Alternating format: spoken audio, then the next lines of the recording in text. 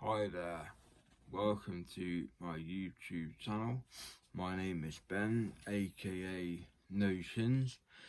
This video is a comparison video comparing both tramadol and dihydrocodeine, which are moderately strong opioid painkillers,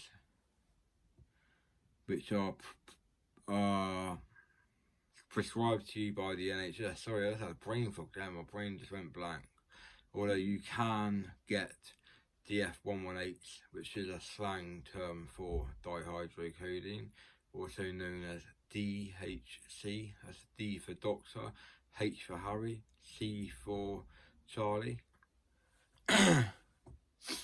So that's how it's known on the streets. DF118s is probably the best one, because that's what most people call it.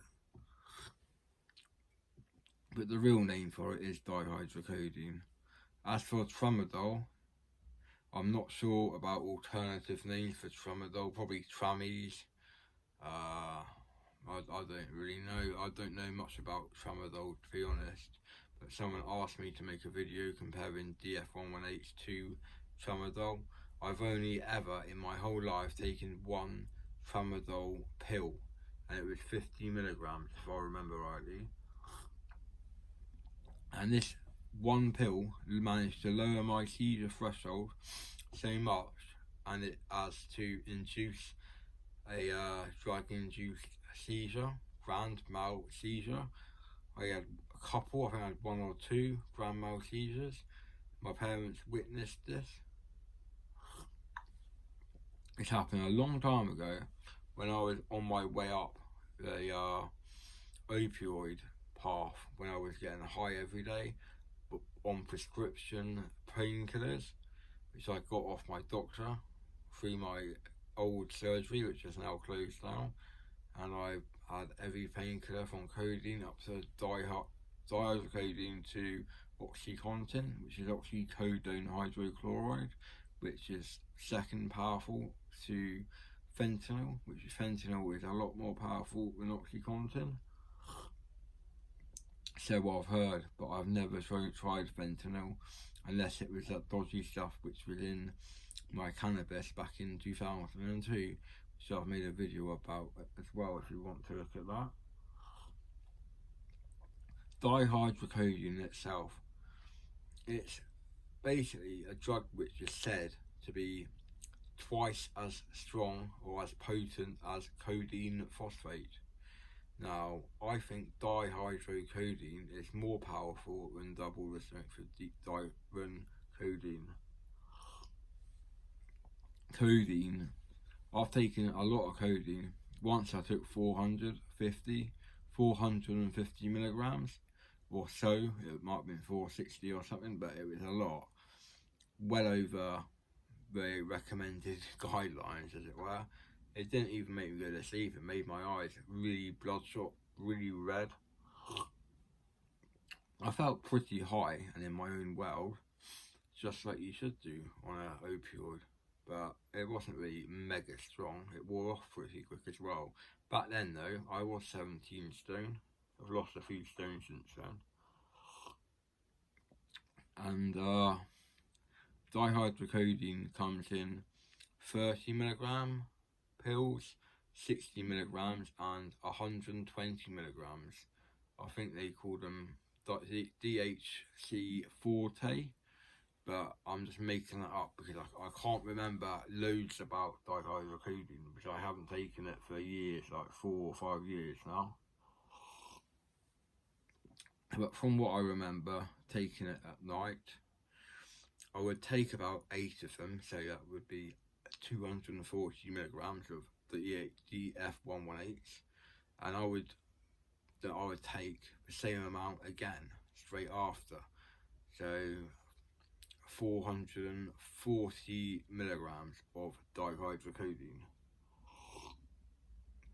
combined with 30 milligrams of diazepam plus any blues I may have bought off the street, or as it were from Facebook dealers who sell diazepam, Xanax, clonazepam diazepam, not Librium, I don't think, but maybe eventually. Why anyone would abuse Librium though, because it's not as strong as Valium, and it's basically used to treat seizures, to prevent seizures happening with alcoholics, people who are alcohol dependent. It is to prevent the seizure from starting, and it also can relax people as well, just like Valium, or as it's commonly known as diazepam can. Dihydrocodeine is physically addictive. You will probably get constipated. I know it sounds disgusting, but it's the truth. When you have a physical dependency to dihydrocodeine, you'll find yourself bunged up, blocked up like that, and it'll be really painful to go through it for number 2. I've learned the hard way by abusing dihydrocodeine, but I got off my doctor and then pharmacist. It's a controlled drug, just like morphine, for example, and OxyContin. Dihydrocodeine, I used to be prescribed 8 30mg dihydrocodeines a day, well I should say a night really, because I was a night owl. I used to do all my things at night, like chat on Facebook all night and sleep all day. I didn't wake up till tea time the next day, like 5 or 6 PM the day after.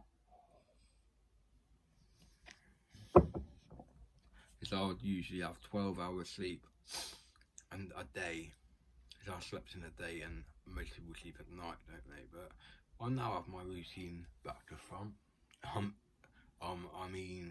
I now have my routine correct, not back to front. It's the right way round now.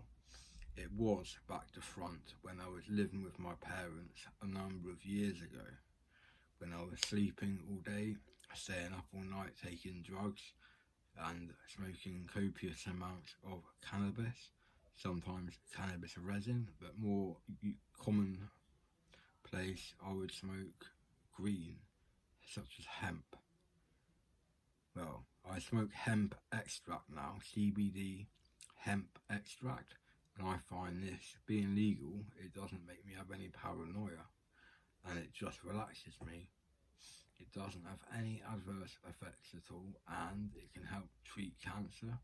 I was reading about a woman who tried smoking the CBD hemp extract, and she had breast cancer, and it made the size of the tumour go down drastically, and the consultant doctors were saying that she's going to live, and she might not have if it wasn't for CBD hemp extract, although she could have if she had chemotherapy and all the rest of it. But that, I think it's radiation or something that's a problem with chemotherapy. It can cause brain damage and other things, but I'm not an expert in cancer, so don't ask me please. I hope none of my family or your family gets cancer, but unfortunately it's not the best place to be at times, because of side effects from smoking cigarettes or drinking lots of alcohol, leading to you having a fatty liver or black lungs, or before you have black lungs you'll probably have COPD, which is a bad breathing problem, and basically it's not good. I've got to go now, so thanks for watching and bye for now.